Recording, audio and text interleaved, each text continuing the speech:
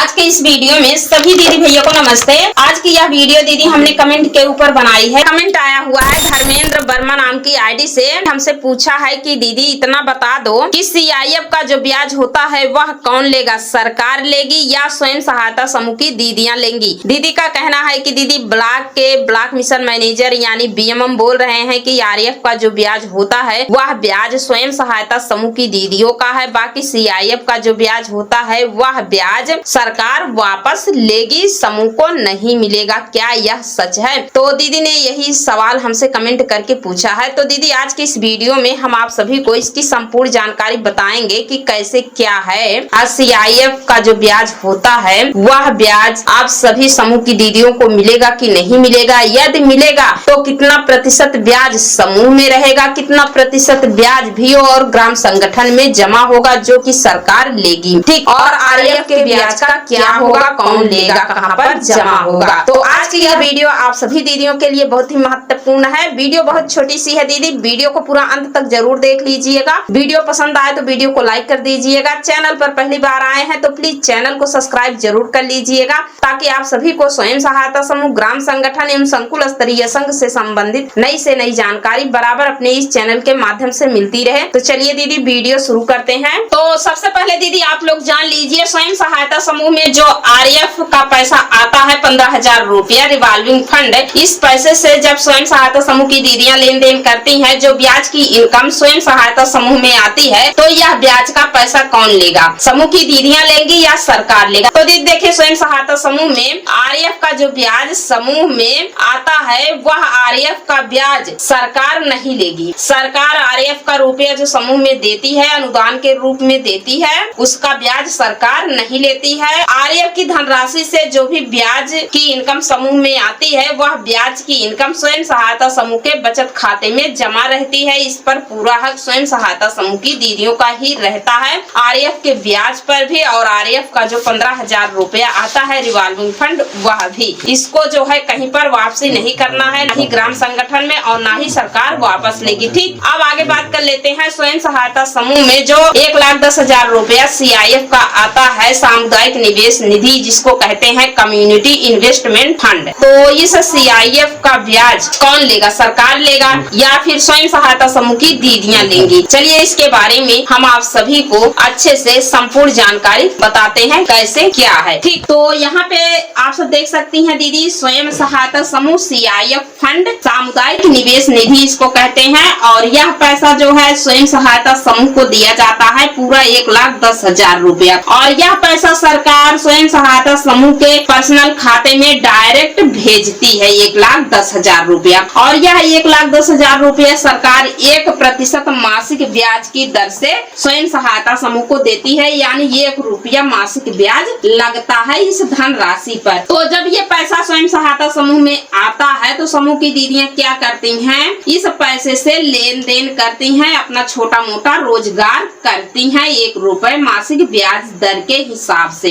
तो जो भी दीदी समूह से पैसा लेती हैं सीआईएफ ऋण का, तो पूरा 1% ब्याज ला करके सबसे पहले अपने समूह में ही जमा करती हैं। जैसे किसी दीदी ने 10,000 रुपया लिया है तो वह दीदी 10,000 रुपए की किस्त बनाती हैं कि हम प्रति माह जो है अपने किस्त के अनुसार अपने समूह में ब्याज मूलधन की वापसी करेंगे। जैसे सीता दीदी ने लिया 10,000 रुपया, 10 माह की किस्त बना दी कि प्रति माह 1,000 मूलधन और इसका जो ब्याज होगा हम ला करके समूह में जमा करेंगे। तो 10,000 का जो भी ब्याज होता है 1 रुपए मासिक ब्याज के दर के हिसाब से, तो कितना होता है 100 रुपया। तो जब दीदी जमा करेंगी अपनी किस्त तो प्रति माह जो है 1,000 मूलधन जमा करेंगी और 100 रुपया ब्याज अपने समूह में ही जमा करेंगी, ठीक। इसी प्रकार से लेन देन करना है। अब बात कर लेते हैं ये जो सीआईएफ 1,10,000 रुपया है, इस पैसे की वापसी जो है सरकार कैसे लेती है। इसमें जो ब्याज होता है यह ब्याज का पैसा कितना समूह में रहता है, कितना भीओ में रहता है, कितना सीएलएफ में रहता है, क्योंकि सीआईएफ ऋण जो सरकार देती है समूह में, इस सीआईएफ पर जो भी ब्याज की इनकम होती है लेन देन करने के बाद उस ब्याज का कुछ हिस्सा स्वयं सहायता समूह में भी रहता है। सारा पैसा सरकार वापस नहीं नहीं लेती है। तो कितना प्रतिशत ब्याज समूह में रह जाता है, कितना प्रतिशत ब्याज VO में जमा होता है, कितना प्रतिशत ब्याज CLF में जमा होता है, चलिए इसके बारे में अच्छे से हम आप सभी को बताते हैं। तो देखिए आपके समूह में 1 रुपया मासिक ब्याज है, यानी 1% मासिक ब्याज। तो इस 1 रुपए ब्याज में से समूह क्या करता है, 25 पैसा ब्याज अपने समूह में रख लेता है। उसके बाद 75 पैसा ब्याज समूह क्या करता है, ग्राम संगठन में ले जा करके जमा कर देता है। उसके बाद ग्राम संगठन क्या करता है, उस 75 पैसे ब्याज में से 25 पैसा ब्याज अपने VO में जमा कर लेता है और 50 पैसा ब्याज ले जा करके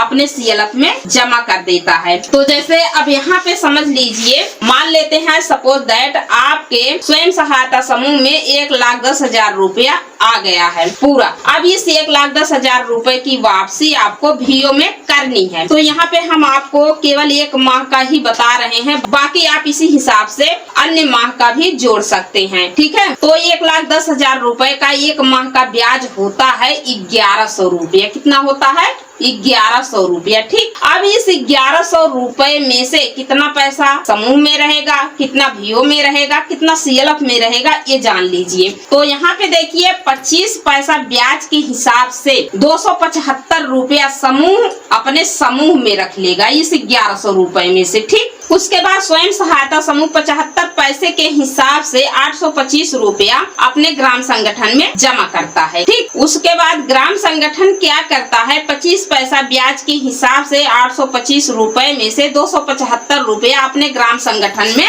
रख लेता है। उसके बाद 50 पैसा ब्याज के हिसाब से 550 रुपया CLF में जमा कर देता है। इसी प्रकार से जो है इस CIF 1,10,000 की वापसी स्वयं सहायता समूह, ग्राम संगठन एवं संकुल स्तरीय संघ में होता है। प्रति माह ब्याज मूलधन की वापसी होती रहती है और ब्याज के अलावा जो भी मूलधन आप अपने हिसाब से जमा कर सकते हैं, जो भी मूलधन की वापसी आपके समूह में होती है, जैसे 10,000, 5,000 जो भी है आप जमा कर सकते हैं। मूलधन आप अपने हिसाब से जमा कर सकते हैं। तो जैसे जैसे आपका मूलधन कम होता जाएगा वैसे वैसे ब्याज भी कम होता जाएगा। जैसे यहाँ पे मान लेते हैं आपने 1,10,000 ऋण आपने लिया है ग्राम संगठन से, 10,000 आपने वापसी कर दिया है। अब जो है अगले माह आपको केवल 1 लाख का ही ब्याज देना होगा। 1 लाख का ब्याज जो होगा 1,000 रुपया, ठीक। अगले माह आपको केवल 1,000 रुपया ही जमा करना होगा अपने समूह में, ठीक है। इसी हिसाब से आपको जमा करना है। अब जैसे यहाँ समझ लीजिए ये है आपका समूह, ये है आपका VO, ये है आपका CLF। जब भी किसी दीदी को, तो जैसे समझिए जब भी किसी दीदी को पैसे की जरूरत होती है तो दीदी पैसा कहाँ मांगती है, अपने समूह में। तो मान लेते हैं आपके समूह में CIF का 1,10,000 रुपया आ गया है और सीता दीदी ने उस CIF ऋण से 10,000 रुपया ऋण लिया है। अब सीता दीदी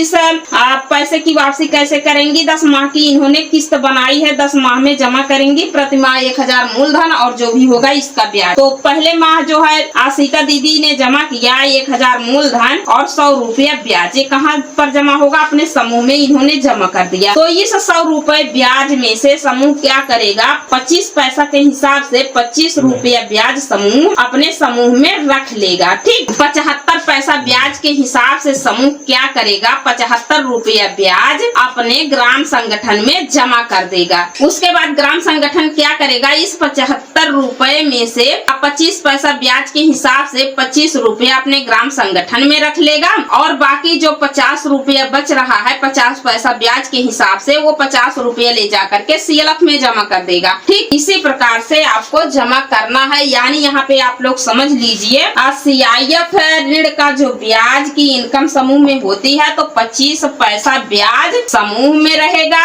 जमा होगा, समूह पहले अपने पास रख लेगा। उसके बाद 25 पैसा ब्याज जो है VO अपने पास रख लेगा और जो बाकी 50 पैसा ब्याज बचता है वह ले जाकर के VO संकुल स्तरीय संघ में जमा कर देगा। तो इसी हिसाब से इसका प्रोसेस है। इसी हिसाब से ब्याज मूलधन की वापसी स्वयं सहायता समूह, ग्राम संगठन एवं संकुल स्तरीय संघ में की जाती है। तो कुल समूह को कितना लाभ मिल रहा है, 25% का लाभ CIF ऋण के ब्याज पर समूह को मिल रहा है। इसको आप हमेशा ध्यान रखिए दीदी, ठीक। यही प्रॉफिट आपको मिलता है और ये जो ब्याज है 25 पैसा ब्याज, जैसे आपका सवाल है कि ये ब्याज का पैसा आप सभी दीदियों को मिलेगा कि नहीं मिलेगा, तो यहाँ पे हम आपको बता दें ये जो 25 पैसा CIF ऋण का ब्याज है ये आप सभी समूह की दीदियों का ही रहेगा, ये कोई लेगा नहीं, आपके समूह में ही रहेगा। इस पैसे से आपके समूह के जो भी खर्च हैं उस खर्च को पूरा किया जाएगा। जैसे बैंक आने जाने का किराया, रजिस्टर खत्म हो गया है, स्टेशनरी,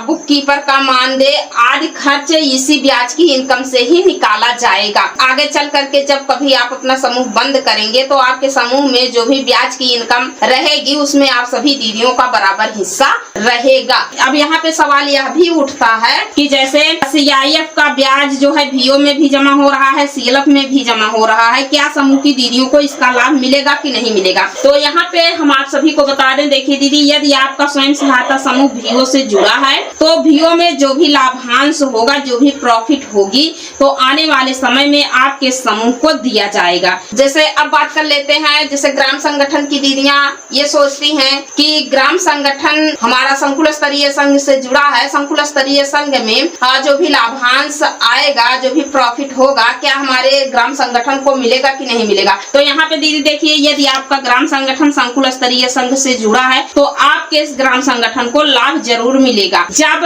आगे चल करके आपके CLF में लाभांश आएगा, कुछ प्रॉफिट होगी, तो इसमें आपके भी ग्राम संगठन को हिस्सेदारी दी जाएगी। ठीक, लेकिन इतना जान लीजिए, समूह में VO में CLF में जो भी ब्याज की इनकम होती है उससे समूह VO संकुल स्तरीय संघ का खर्च निकाला जाता है, खर्च को पूरा किया जाता है। खर्च को निकालने के बाद आगे चल करके जो भी ब्याज की इनकम रहेगी वह स्वयं सहायता समूह की दीदियों को ही मिलेगा। ठीक, तो दीदी आशा करते हैं कि आज के इस वीडियो से आप सभी दीदियों को समझ में आ गया होगा CIF का जो ऋण होता है, जो ब्याज की इनकम होती है, वो कैसे समूह VO और CLF में जमा होता है और इस पैसे से स्वयं सहायता समूह की दीदियों को कैसे लाभ मिलता है और कितना प्रतिशत ब्याज समूह में रहता है। ठीक, तो इससे संबंधित दीदी यदि आप सभी के मन में कोई सवाल हो तो प्लीज कमेंट बॉक्स में जरूर लिख दीजिएगा, हम उस पर वीडियो बनाने की पूरी कोशिश करेंगे। तो दीदी आज की यह वीडियो आप सभी दीदियों को पसंद आई हो तो वीडियो को लाइक कर दीजिए। चैनल पर पहली बार आए हैं तो प्लीज चैनल को सब्सक्राइब जरूर कर लीजिएगा, ताकि आप सभी को स्वयं सहायता समूह, ग्राम संगठन एवं संकुल स्तरीय संघ से संबंधित नई से नई जानकारी बराबर अपने इस चैनल के माध्यम से मिलती रहे। तो आज के वीडियो में बस इतना ही, मिलते हैं अगले वीडियो में एक और नई जानकारी के साथ। तब तक के लिए धन्यवाद।